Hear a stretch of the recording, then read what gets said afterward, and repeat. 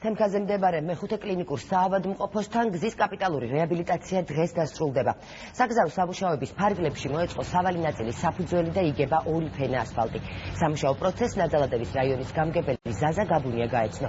გამგებელი კლინიკის გენერალურ დირექტორსაც შეხვდა და განხორციელებული სამუშაოების შესახებ ინფორმაცია მიაწოდა. აღნიშნულ რაიონში საგზაო ინფრასტრუქტურის მოწესრიგება კიდევ რამდენიმე ქუჩაზე პარალელურად მიმდინარეობს.